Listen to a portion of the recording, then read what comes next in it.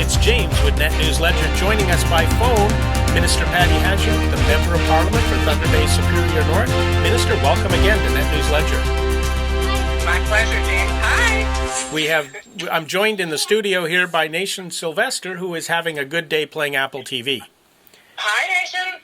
You going to say hi? No, he's gone quiet. Well, that's probably because he's scared now. He doesn't know who he's talking to. Yeah, that could be. Minister, it has been another week with a lot of action from the government. What do our readers and viewers need to know today? Well, first of all, I think the most important thing is that the Canada Emergency Response Benefit is up and running, and people should check out if they're qualified to apply. This is for Canadians who have lost their job or otherwise unable to work because of COVID-19.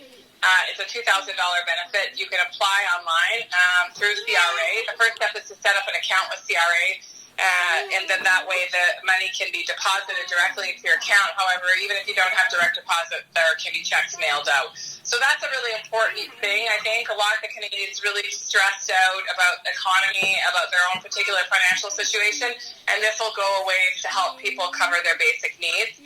There's also a package coming for small business. There's some loans already, but we're working our way through the House process to get legislative change to allow for wage subsidies for small, medium-sized businesses, and that'll be coming hopefully soon. We are working with the opposition parties to make sure we have a process that they can agree to.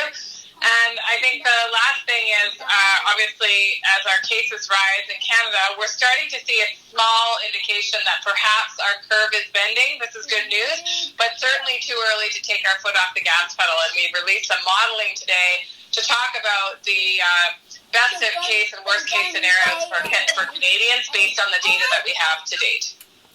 The Prime Minister, who's been self-isolating, was attending a cabinet meeting this week.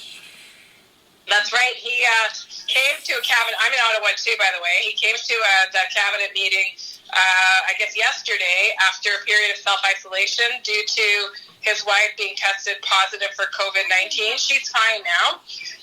He's going to still work from home by and large, but I will say that it's, as many people know, difficult to work from home using telecommunications. So it was nice to have him in the room, that's for sure. There are many cabinet ministers that are calling in that aren't as directly implicated as me. And there are some that are obviously closer to Ottawa who are able to come back and forth as the case may be. But for him, while he works at home for the majority of time, I think it may be nice for him to be able to attend some of these meetings in person if he can. Absolutely. Now, as we go forward on this, Premier Ford in Ontario is talking about ramping up the number of tests that are being done. What is the curve looking like in terms of tests, and where are we at in terms of how many people are testing positive for COVID in Canada? Well, right now, the percentage of people that are testing positive in Canada is about 5% of all those tests that we've conducted. You can see the daily number of tests each day yourself, actually, as a Canadian. If you download the app Canada COVID-19, it'll give you a snapshot with updated numbers every single day, and it actually is quite useful because it updates the number of tests as well. Canada is one of the countries that actually has the highest testing per capita, but we still have to do more. And each province and territory is working to make sure that they have the capacity to test a high degree of volume of people.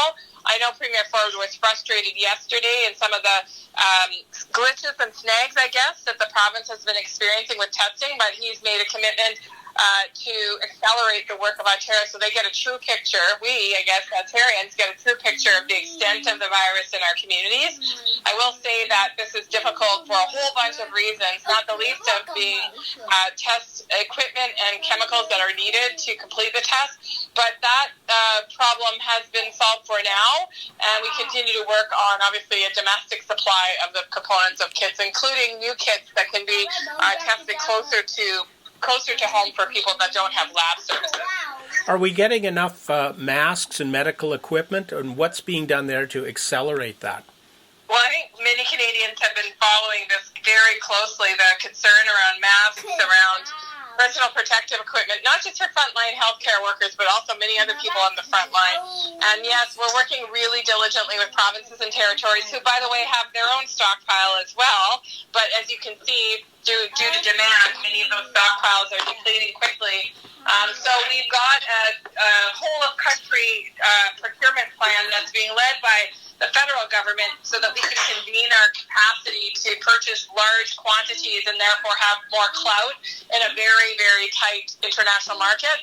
We're also obviously stimulating domestic production from some of these supplies. And so, for example, we have a new company that's producing medical gowns out of material that is very similar to the material that some people will be familiar with, that Tyvek house wrapping, if you will. And so all this innovation is really heartwarming. I'll say there's 5,000 companies so far in Canada that have proposed alternatives to products that are hard to find on the market, and we're examining each one of them and accelerating those approvals as quickly as possible. Heading into the Easter weekend, which is traditionally a time for church and family for the Christian and the Jewish community, flattening the curve means keeping our distance and keeping to the path. What would you share with people here in Thunder Bay, Superior North, and northwestern Ontario and beyond? Well, first of all, I think today when we had the modeling presentation from our officials, it was clear that the only way that we can flatten this curve is if all people act together and take these really strong measures now. By relaxing our measures, we will see an increase in our cases, and an increase in cases means the longer the restrictions that we see today will have to go on. And what we're trying to do right now is really hard for everybody. It's requiring a great deal of sacrifice from people, and I think holidays are some of the times that it's hardest for people to stay apart, especially from family and from friends. And so this is going to be a hard one for Canadians, and I'm encouraging people to stay in their own household bubbles. So, celebrate with the people that you live with. But if people are isolated, make sure you're reaching out in other ways, digitally, by telephone. Make sure that you're connecting with those people that don't have anyone. I think it's going to be a difficult time for many, many Canadians this year, but we're going to have to meet those challenges with courage together. I think that's the one when I look back to the pandemic in 1918, no internet, not phones. Today it's a lot easier, and so it should be easier for us to keep flattening this curve. Hopefully. I mean, listen, I love Dr. Tam saying that if you've seen one pandemic, you've seen one pandemic. And that's really just her way of saying that each pandemic has its own characteristics and its own challenges and its own uniqueness. But I will say you're right. I think we have more options now as a society than in 1918 to stay connected. If you can imagine back then, perhaps writing would have been the only way. And even then, I'm sure that there were just disruptions and all kinds of different ways to transmit information. Whether it was by telegraph or who knows. But we do have these options today, and sometimes we forget about those people in our lives that live far away from us, that might be alone, or that are down the street that might not have anybody in their life. And there is a way that we can still connect with people, and we can do that digitally. But we can also, if we're going grocery shopping and we know that someone on our street doesn't have the capacity to get out very easily or doesn't have people in their life, we can give them a call and slip a note under their door and see if they need anything and deliver something to their household. I mean, listen, people have been sending me messages as the Minister of Health, and I can't tell you how much it brightens my day to hear those encouraging words to keep going. So we all could use a little jolt of love and compassion in our lives, and this would be a perfect weekend to practice that. Minister, thank you very much for taking the time to talk to our readers. Have a great Easter holiday. You too. Take care, nation. Bye. Bye. If you found this video helpful, hit that subscribe button, hit that like button, share this video, and keep up to date on what's going on.